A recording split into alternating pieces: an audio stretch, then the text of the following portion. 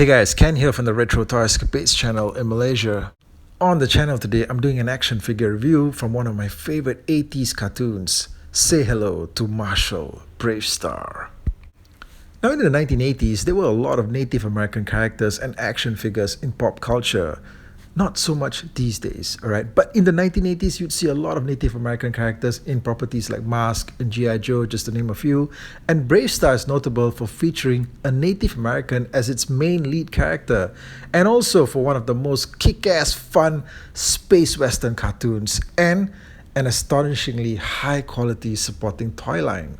I still have the original box that the Marshall came packed in for a couple of years ago, and actually I'm not even sure if Bravestarr toys were even sold in Malaysia back in the day. The box does feature some really nice painted artwork with Mattel taking a cue from the Masters of the Universe toys. The Bravestarr figures were really much bigger at about 8 inches tall, so the boxes were like huge window boxes.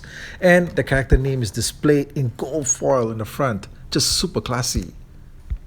On the side of the box, you get pictures here of everything that the figure comes with, and let me tell you, the figure comes with a lot of stuff, partner. Yeah, including a comic book and a fold-out poster. Just freaking awesome. Now on this side, you get a picture guide on how to operate the action feature, which is like this quick draw action that the figure can do. Pow pow! Yeah. Plus, the set also comes with a life-sized Marshall's badge that you can strap on. How awesome is that, guys? Come on. On the back of the box, there's more stunning painted artwork. The Marshall himself, flanked by his various animal superhuman powers. It says here, Marshall Bravestarr with superhuman powers, eyes of the hawk, strength of the bear, hearing of the wolf, and speed of a puma. A real Discovery Channel list of powers. On the back as well, there's a cross-sell photo here to fill our hearts with envy at the possibility of someday owning all of these fantastic figures. I have to mention though, the Thunderstick figure here is really hard to get. You know, he's one of the rare ones. Taking a close-up look at the face sculpt on the Marshall, he looks suitably dashing. Now this is a very good face sculpt. It's just a little bit off from his actual cartoon representation, but it's as good as you're gonna get for an action figure for the 1980s. The plastic that's used on his outfit here has a kind of a very nice special textured coating to it. I don't know if it shows up here on the camera. You can probably see it right there. And there's also some discoloration here that appears to have happened over the years. Sweaty armpits. Well, I suppose you can't keep things too clean out there in the hot desert of the Wild West. He does have very nice basic looking detailing, but as you work your way down, he has more detailing here, more intricate detailing like the holster here for his neutral laser gun, and also on his boots here, some very nice detailing. Without the vest on, he's basically more or less in his civilian mode, but on the back here you see a very ugly thing sticking out of his back here, which is actually the button to activate his action feature. That's kind of an eyesore, but what are you gonna do?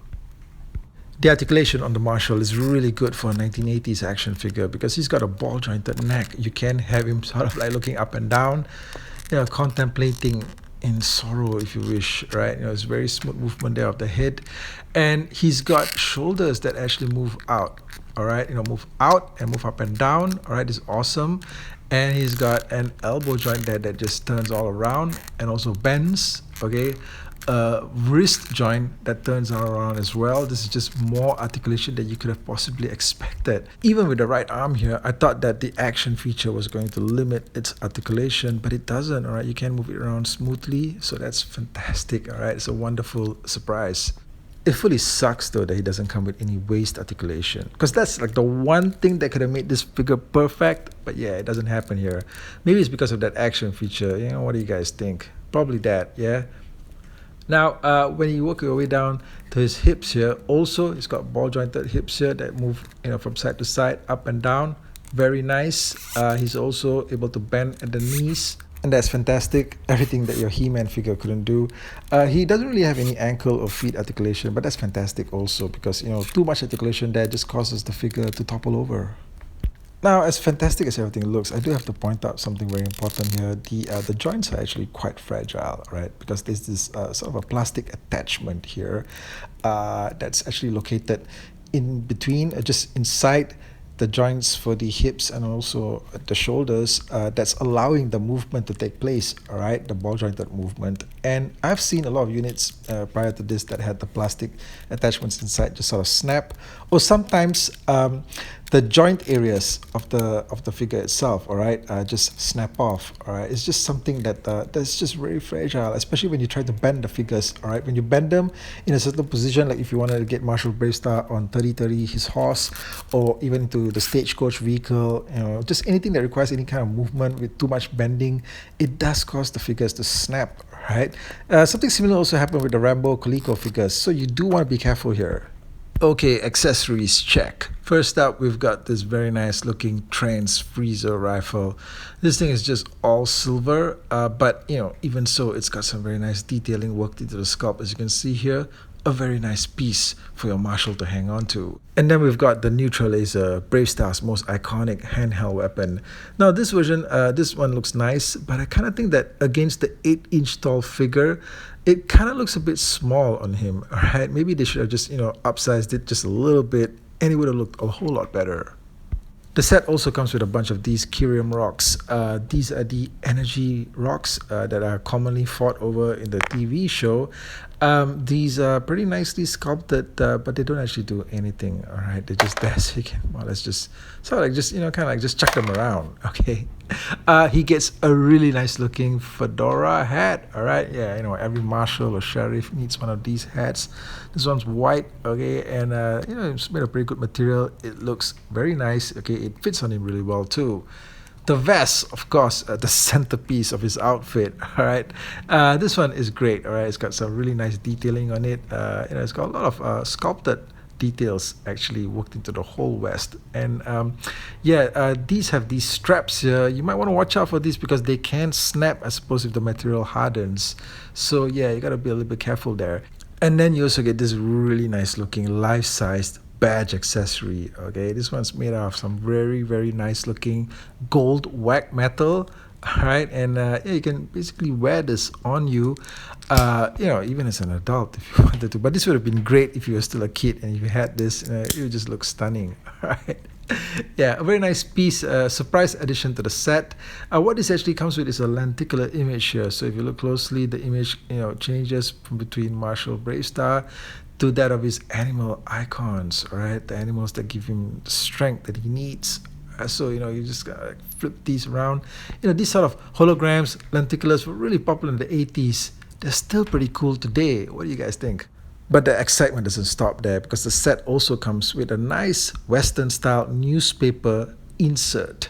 And once you open this thing up, it folds out to form a 2-page comic book story, which sort of gives you some background on the characters. And it's a very nice insert. Definitely the art here looks very nice. But then you fold it out further and holy shit, you get this massive poster on the inside. And apparently if you get the other figures in the series, they also come with more of these posters that form an interconnecting image. But now it's time to suit up the Marshal for action, because the law needs him. All right, there's unrest in the old town, and it's time for the Marshal to get in there and start blasting away. The first thing you're going to do is press on this button that's located on his back here to activate the action feature, all right, that sends his quick draw action, all right, in motion, okay, just like that, all right, just like that, so you can start shooting away at the enemy, yeah?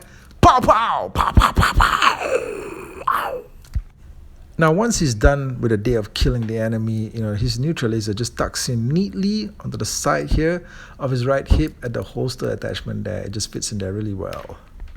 Trust me, Marshal, you don't want to throw down with me today. Hex, I can bring you in warm, or I can bring you in cold. Oh yeah? Listen, asshole. Pow, pow, pow, pow, pow, pow. Cold it is. Okay guys, so that's the video. I hope you enjoyed taking a retro look at the 1987 Mattel Bravestarr action figure. Let me know what you thought of it in the comment section below, and I hope that you'll share this video out and subscribe to the channel if you haven't already. Thanks guys. I'll catch you guys again real soon with more content. Take care out there.